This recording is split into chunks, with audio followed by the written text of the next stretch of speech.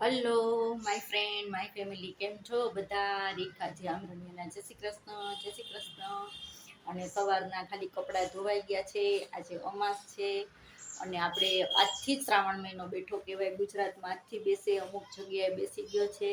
તો બસ જો વાળ પણ ભીના છે અને સાડી પહેરી છે આજે ફ્રેન્ડ. તો જો તમારી સાથે આજનો આખો દિવસનો બ્લોગ શેર કરીશ અને બહારનું વાતાવરણ બતાવું. ઝીણા ઝીણા છાંટા પણ આવે છે. તો ચાલો તમને આજે હું બતાવું કે વરસાદ રહેતોય નથી અને આવતોય નથી, એવું વાતાવરણ છે. તો જો તમને સીડી પણ બતાવું છું, ખોલી છે.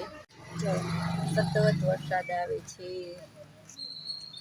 ચાલુ જ છે વરસાદ, છાંટા ચાલુ થઈ ગયા છે. અને ઉપર એ જો આવી જ રીતનું વાતાવરણ છે. અમારી શેરી ખૂબ મોટી છે, સરસ છે, જોઈ શકો છો. તો ચાલો આપણે અંદર જઈએ, નહીંતર આપણો કેમેરો ભીનો થઈ જશે.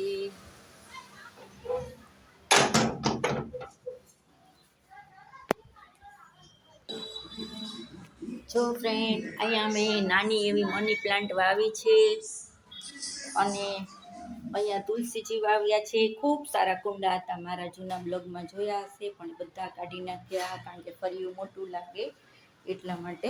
ચાલો હવે આપણે કિચનમાં જઈએ.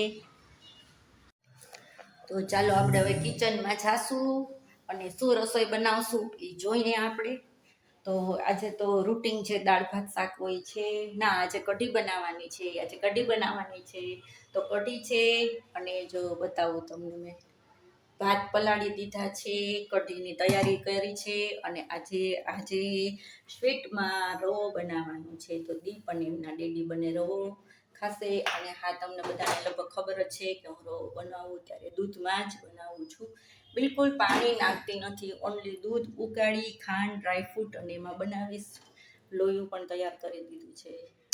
તો રવાનો શીરો તમે તમારી સાથે ખૂબ વાર શેર કર્યો છે, પણ આજે તમારી સાથે ડીશ કરીશ અને કાંઈક નવું કરશું આપણે, બરાબર? તો ચાલો, આજે મારા ઠાકોરજીની પૂજા મેં કરી લીધી છે, તો એ પણ તમને બતાવી દઉં. મારા ઠાકોરજી, ચાલો ફ્રેન્ડ, તો મારા લડ્ડુ ગોપાલને પણ આજે મેં ગ્રીન કપડાં પહેરાવ્યા છે.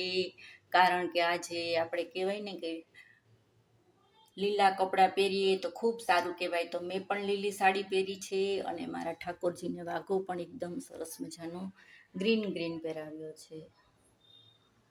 તો આજે મારા ઠાકોરજી સાથે મેં મેચિંગ કર્યું છે, ખૂબ સરસ મેચિંગ કર્યું છે. તો ચાલો આપણે ઊભા થશું, રસોઈ કરશું અને થોડાક હેર કોરા થઈ જાય ત્યાં સુધી ફેન નીચે ઊભી રહો, એટલે એકદમ સરસ કોરા થઈ જાય પછી રસોઈ કરશું આપણે.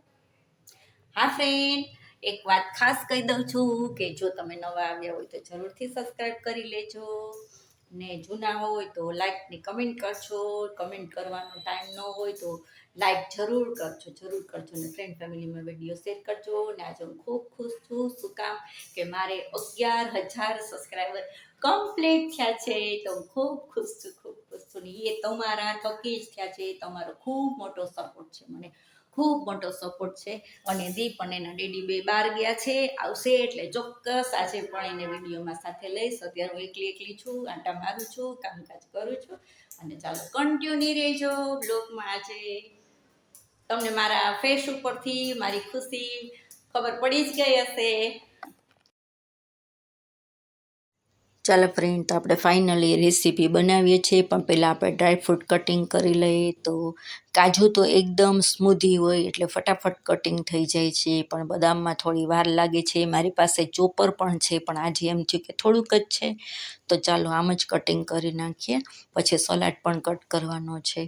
તો પહેલાં કરતાં ઘણું બધું મારામાં કોન્ફિડન્સ આવવા માંડ્યું છે ફ્રેન્ડ.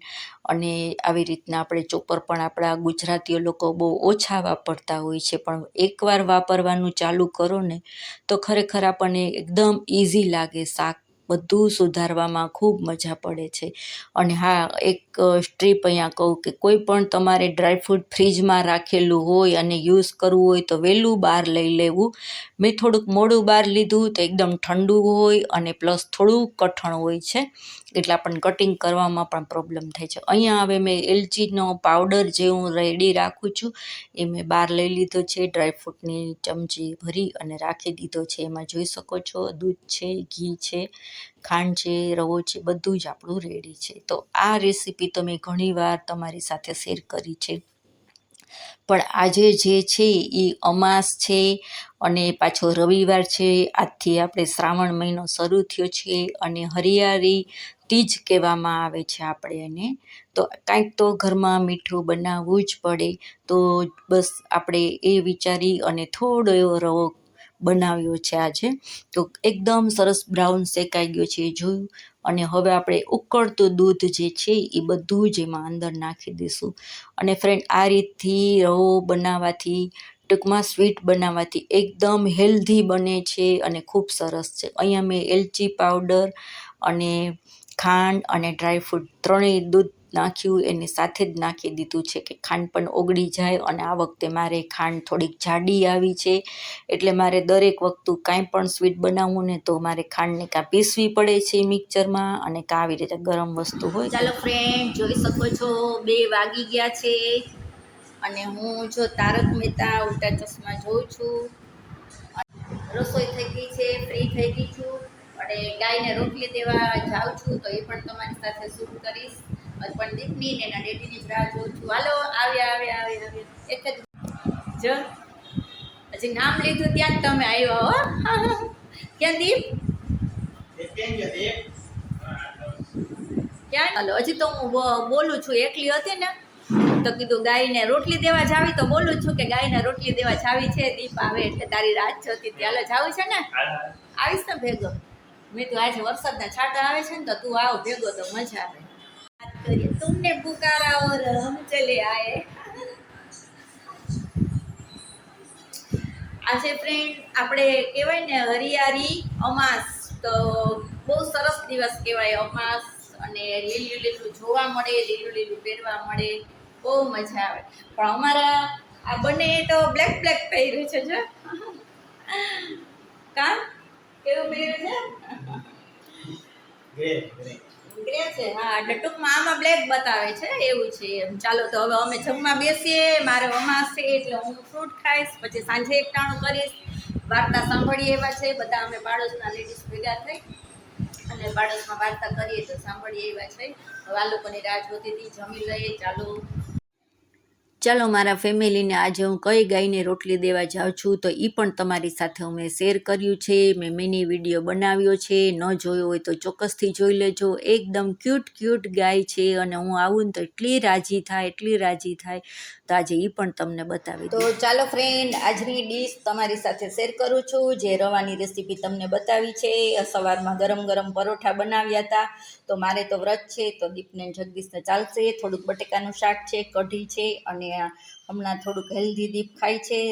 તો એ પણ તમારી સાથે આજે શેર કરીશ. તો મઠ છે પલાળેલા, તો થોડાક વઘારી લીધા છે. ડીશ છે અને જો કેળા કાલે બહુ લઈ આવ્યા હતા ઝાઝા, તો આજે બીજો દિવસ છે પણ એવા ને એવા રહ્યા છે. તો આ રીતનું તમે વીટી લ્યો ને, ફોલ્ડ પેપર આવે છે આવું, આ તો ખૂબ સરસ રહે. તો તમે જોઈ શકો છો કે કેટલા મસ્ત રહ્યા છે. અને બસ જો ડીશ તૈયાર છે. તો હાલો દીપ, જગદીશ, હાલો જમવા આવી જાઓ.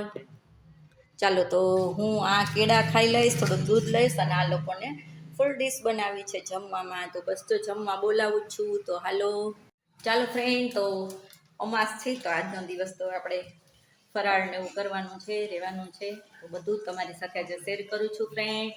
અને હા, ફાઇનલી કહું છું, તમને આજે મારી ખુશી દેખાતી જ હશે.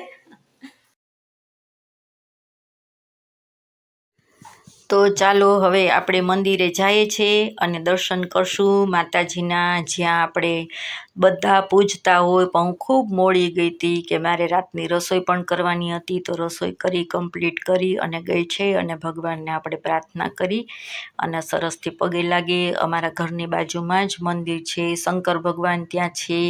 આવી રીતના છે. અને આ ફ્રેન્ડ, ત્યાં આજે બહુ સરસ દીપમાલાના દર્શન કરવાના હતા પણ બહુ વાર લાગે એવું હતું એટલે મને ટાઈમ નહોતો. પણ મેં થોડું શૂટ કર્યું કે જો બધા દીવા છે એ બધા ગ્રુપના બધા જ બેઠા હતા અને સરસથી દીવાનું બધું ભરતા હતા. તો મેં એટલું શૂટ કર્યું. જો આ મંદિરમાં આખા દીપમાલાના દર્શન કરવાના છે પાછા ક્યારેક થશે તો ચોક્કસથી વિડીયો બનાવશું આપણે, તમારી સાથે શેર કરશું અને આપણે બ્લોગ જે છે એ પૂરો કરશું ને હવે અમે ઘરે જાશું, જમશું.